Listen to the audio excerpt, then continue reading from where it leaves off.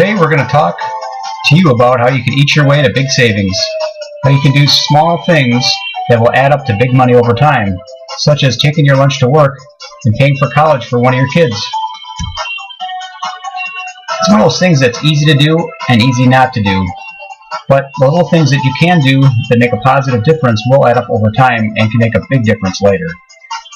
One example that I'm talking about here is making your own lunch or bringing leftovers to work instead of going out to lunch.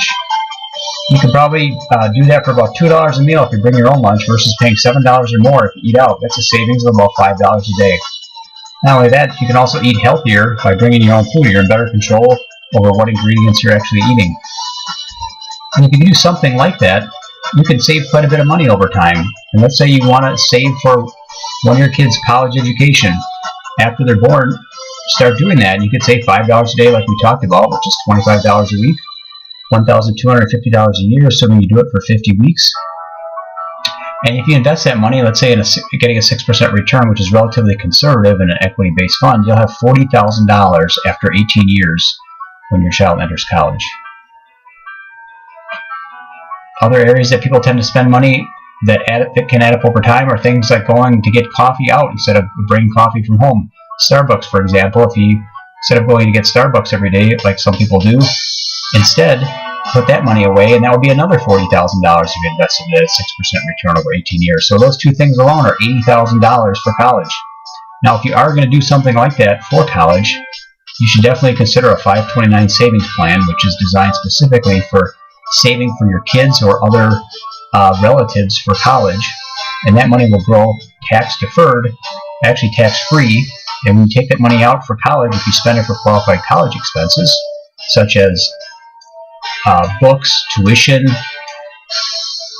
room and board, anything that's for college that qualifies, you can take those funds out and therefore not pay any tax. And in fact, in a lot of states, you can also get a deduction for putting money away into a 529 plan. So you can save on your taxes for making the contributions and get the money out tax-free for college. So it's a win-win.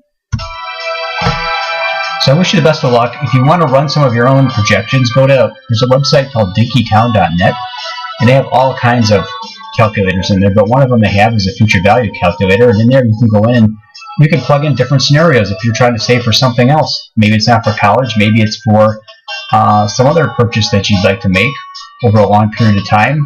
You can plug in different amounts as to how much you're going to put away per week, for example, what kind of rate of return you're going to get. You should be putting it in some kind of investment, and it will do all the calculations for you and give you that future value. So these are just a couple examples of how you can save money and put it away. There's other things obviously you could do as well. If you look at other things you're spending money on, you could probably still enjoy those same things, just doing it a little bit differently by maybe cutting that expense a little bit, such as the examples we gave about coffee and lunch.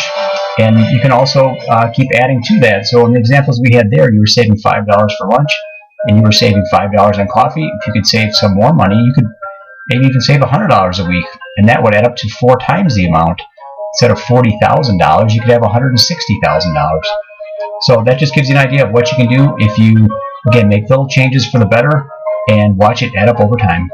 I hope that helps.